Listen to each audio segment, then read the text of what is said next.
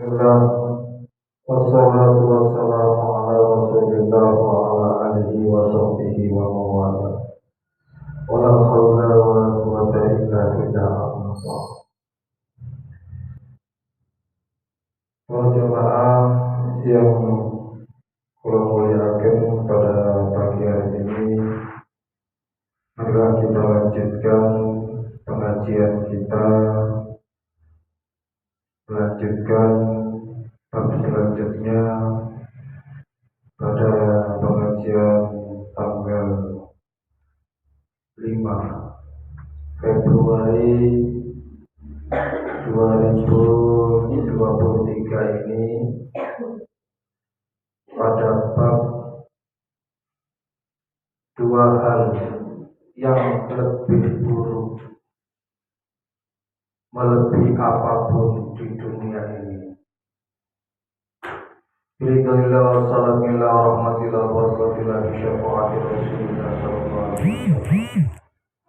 Khususan ila ruhi man fataha hadil qarya jari.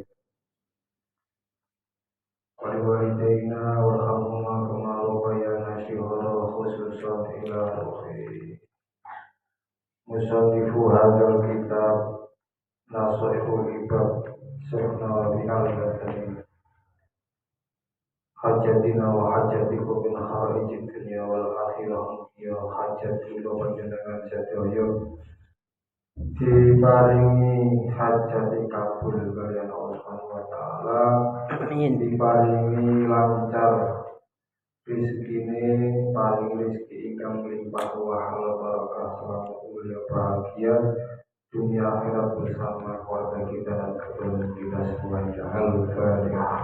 A'udzubillahi minasyaitonir rajim. Alhamdulillahirabbil alamin arrahmanir rahim maliki yaumiddin iyyaka na'budu wa iyyaka nasta'in. Bismillahirrahmanirrahim. Wa khoslatani la syai'a akhbathu minhuma asyirku billahi wa durru bil muslimina fi abdanihim wa amwalihim. Khoslatani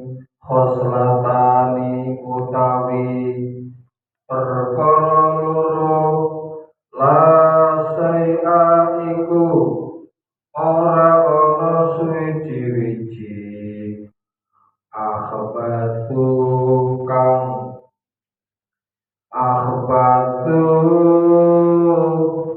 kang luwe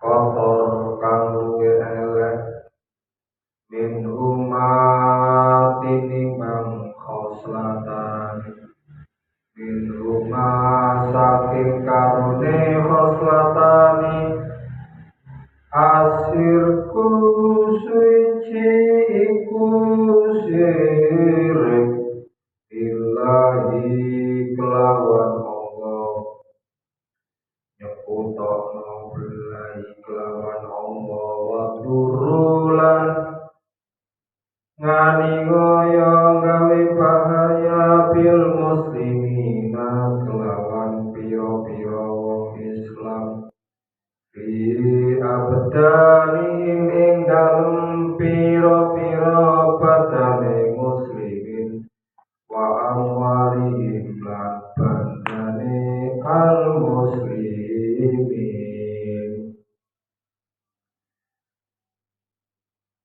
Terus hadisnya lanjutannya dua hal yang terbaik yang utama di dunia, yaitu iman kepada Allah dan memberi manfaat kepada sesama muslim.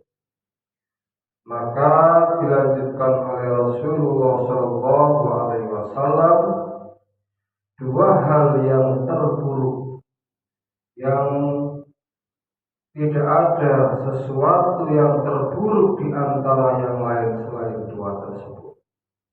Jadi kebalikan daripada hadis yang pertama, yaitu menyekutukan Allah. Dan kadang kita sering syirik khafi, yaitu mencintai terlalu berlebihan terhadap selain Allah. Dan itu pun termasuk syirik khafi, karena rasa cinta kita tidak boleh mengalahkan Allah. Ibarat 100% untuk Allah harus 60% ke atas. Sedangkan untuk makhluknya Allah harus standarnya 40% ke bawah, 30%, 20%.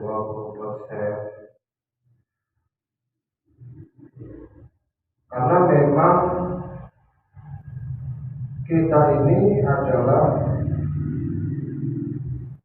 seorang yang menjadi hamba. Hamba itu adalah kaulo, pelayan. Siapakah Tuhan kita? Ya Allah itu sendiri. La ilaha illallah wahdahu la syarikalah, Muhammadun abduhu wa rasuluh.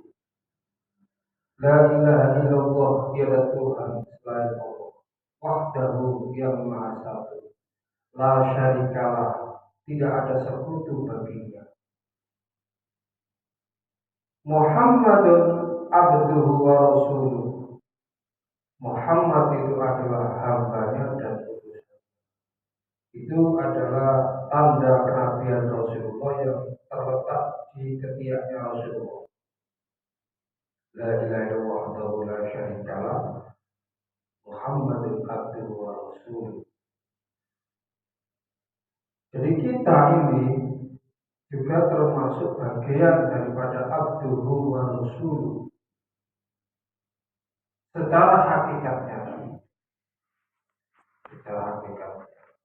Jadi kita ini Muhammad itu secara hakikatnya adalah Nur Muhammad, nyawa itu sendiri yang berasal daripada penciptaan Allah. Kita diwajibkan untuk tidak melakukan dua hal, yaitu menduakan Allah di dalam segala hal. Rasa cinta kita kepada makhluk karena rasa cinta kita kepada harus bisa seperti itu. Wa dzurru bil muslimin, dan dilarang untuk menganiaya terhadap sesama muslim fi abdanihim, di dalam badannya, dan wa amwalihim, dan hartanya.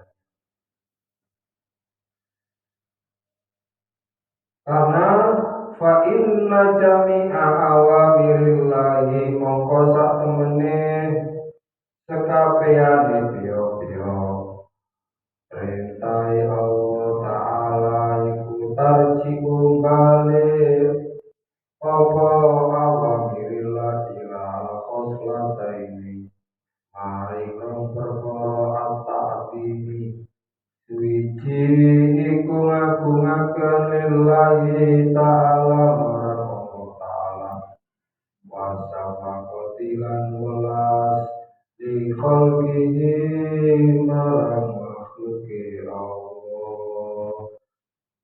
Aqali ta'ala kaya dawi Allah Ta'ala, wa aqimus sholata wa atuz zakat, dirikanlah sholat dan tunaikanlah zakat.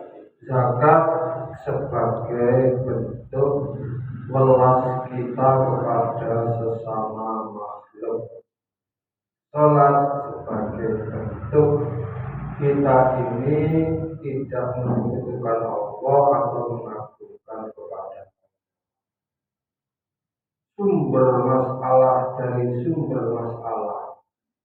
Dari sekian banyak ciptaan Allah, kesalahannya ada dua, yaitu satu, urusan ibadahnya kocar kacir,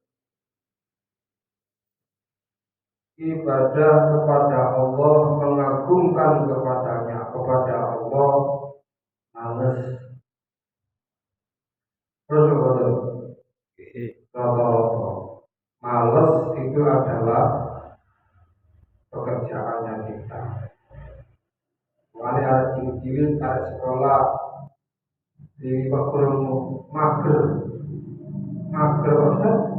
mager Pak guru apa mager, males gerak. Dari cilik wis males gerak, terus males ngono. Ada SD, SMP, wis bahasa mager itu wis baru kali ini saya. Iyalah ternyata ada lucu itu males gerak. Jadi dua hal itu yang membuat kita ini terpuruk di dunia ini karena dua. Satu, dalam segi kewajiban kita kepada Allah kocar kacir tidak terlaksana. Yang kedua, wasafaqati li khalqi, yaitu tanggung jawab kita tidak pernah bersedekah kepada selain keluarga kita. Jangankan sedekah Ustaz untuk kebutuhan pribadi saja murah mahal. Itu jawabannya. Betul betul. Mending untuk kebutuhan pribadi saja kurang, engkau dikasihkan orang lain. Itu jawaban kita. Padahal secara pelajarannya, barang siapa yang memudahkan urusan orang yang beriman, man yassara mu'minan yassarallahu umurahu fid dunya wal akhirah. Urusannya akan dimudahkan oleh Allah di dunia dan di akhirat.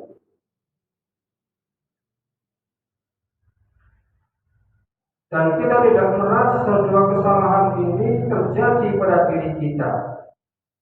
Karena itu kita harus meraba diri. Apa ada hak orang lain yang ada dalam diri saya? Hak fakir miskin? Atau mungkin saya punya hutang kepada orang lain yang belum saya sahuri ya? Pikir, giling. Maka zakat itu memberikan suatu dampak yang positif untuk menolak bahaya bagi keluarga kita dan diri kita. Karena di dalam setiap rezeki 100.000 ada miliknya fakir miskin 2.500. Kalau tidak dikeluarkan, penyakit bagi diri. 200.000 miliknya fakir miskin 5.000. 400.000 miliknya fakir miskin 10.000. 500.000 miliknya fakir miskin itu 12.500. Kalau 1 juta miliknya fakir miskin 25.000. Itu yang wajib. Masih belum dihitung sedekah, masih wajib. Nah kalau kita tambah 1 jutanya 50.000, berarti sudah ada sedekahnya 25.000.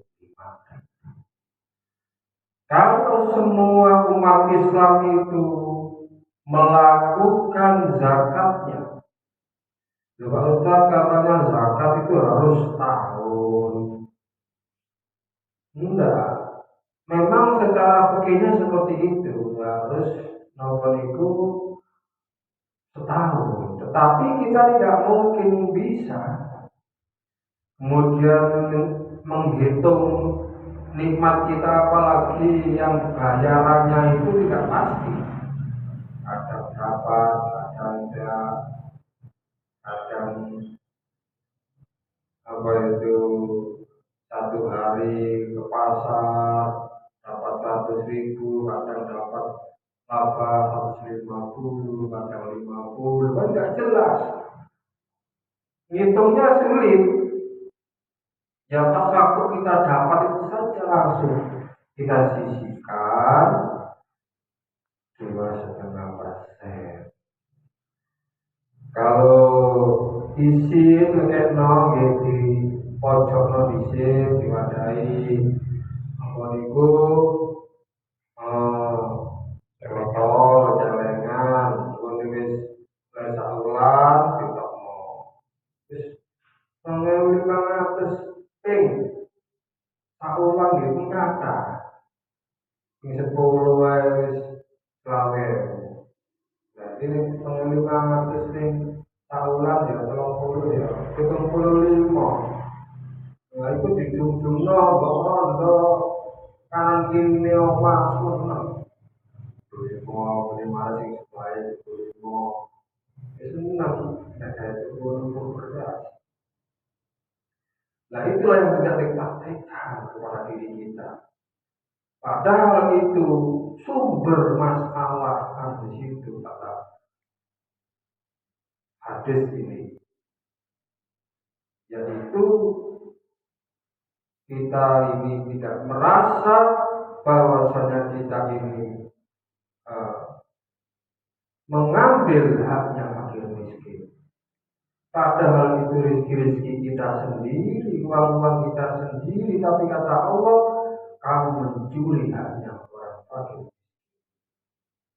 Belum lagi kewajiban kita malas gerak tadi anak-anak itu. Wayai sholat maghrib diobrak-obrak. Ayo sholat maghrib, setulinan HP. Memang bokne kalau bapak ayo podo, kebetulan HP kabeh tadi. Akhirnya ditiru kalau anak-anak ini. Wayai wajib menantikan urip, gak lakoni, diundur-undur. Dan itu pun akan memberi dampak negatif kepada kehidupan kita di dunia ini, ya terutama masalah rezeki, masalah kesehatan, masalah lain-lain akan timbul karena dua hal tersebut kewajiban kita tidak kita lakukan. Apalagi kemudian kita ini kemudian menyakiti sesama muslim, sudah tidak melakukan kewajiban, sudah menyakiti sisa. Seperti apa contohnya? Ya, kono kawine omongan jadi kontrol lesanya itu tidak bisa dijaga, sehingga didengarkan itu panas di telinga itu, seperti menghina apa itu wajahnya, menghina apanya, menghina kecacatan tubuhnya, atau menghina kemiskinannya. Itu padahal tidak disentuh dia itu, hanya ucapan. Apalagi menyentuh sampai menyakiti, seperti menyantet, salah ini, sosio, coba sih, tak setinggi koma, sakti apa dulu. Jadi coba-cobaan. Wa amwalihim, kadang hartanya disakiti. Jadi dengan tanpa sepengetahuan dia mengambil hak orang itu. Ada anak yatim piatu.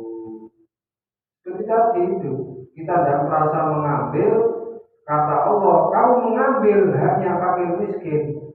Uang 100.000 milik belum kamu keluarkan 2005.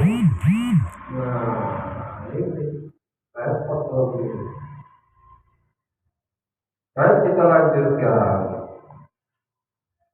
Wa qawli ta'ala lan dawuhe Allah ta'ala uskurli walidayka uskurli syukura marang ingsun walidayka lan marang wong tuwa loro sira. Syukur nang Gusti Allah niku wonten alhamdulillah. Bisa takon itu wis loblak mawon. Alhamdulillah itu ucapan mawon. Tapi secara syariat memang betul. Alhamdulillah, matur suwun ya Allah. Tapi buktinya mana? Buktinya nah itu harus dipraktekkan. Apalagi kalau bisa dipraktekkan kedua-duanya ya alhamdulillah.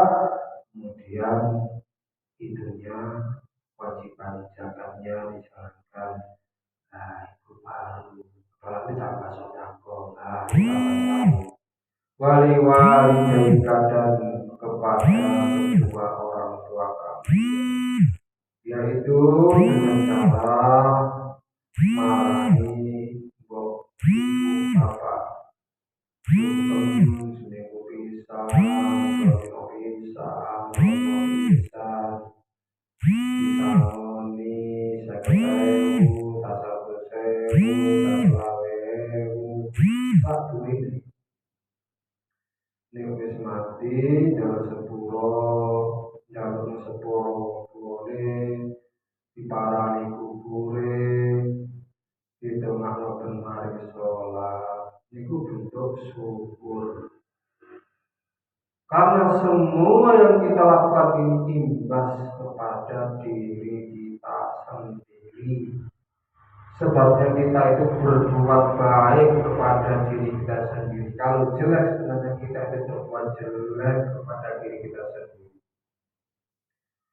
Ruwiyaan Uwais Al-Qarni annahu qala diriwayataken saking Uwais Al-Qarni annahu satemene Uwais Al-Qarni iku ngucap sapa Uwais Al-Qarni.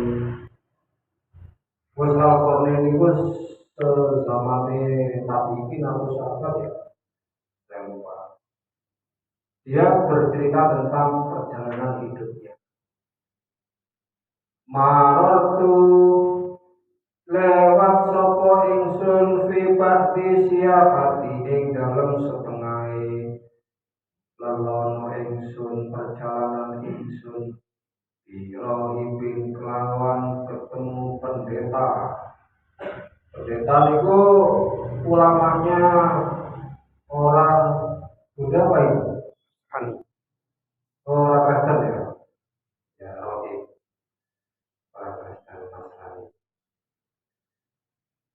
Uwais Al-Qarni dalam perjalanan pengalaman di dalam merantaunya ketemu seorang rohib, ketemu seorang pendeta.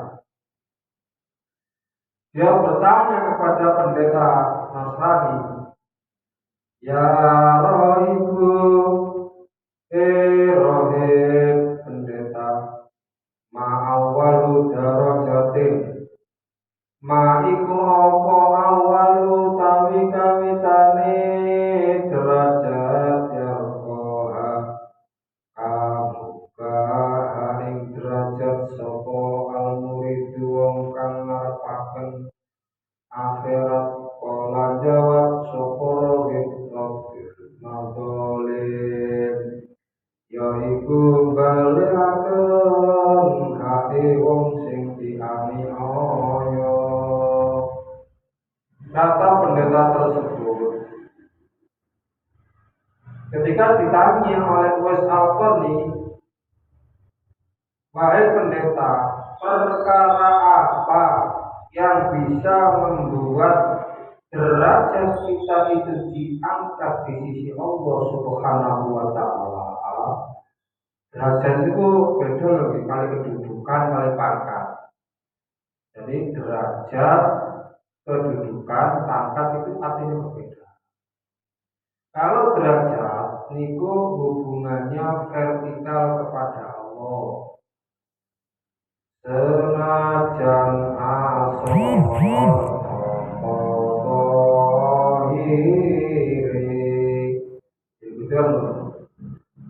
ketok kang becak tapi derajate dhuwur nang ngersane singgahe. Jadi hubungan derajat itu adalah selalu ke atas, selalu vertikal, selalu kepada Allah. Kalau kedudukan, ya kita antara saya dengan semuanya ini sama-sama manusianya, sama-sama makan nasinya, tidak ada perbedaan. Sama-sama diciptakan dari tanah. Nah, kalau pangkat ini hubungan adalah keduniawian seperti lurah, RT, petani, pedagang, ada bupati, ada Pak Wali Kota, ada presiden dan lain-lain. Jabatan kita di dunia adalah pangkat. Baik, saya lanjutkan. Kata Uwais Al-Qarni, derajat apa yang kita itu bisa dinaikkan derajatnya, kekuatan apa? Jawabnya Rabbul Madzalim. Jawabnya si pendeta tersebut yaitu mengembalikan hak-haknya orang yang dianiaya.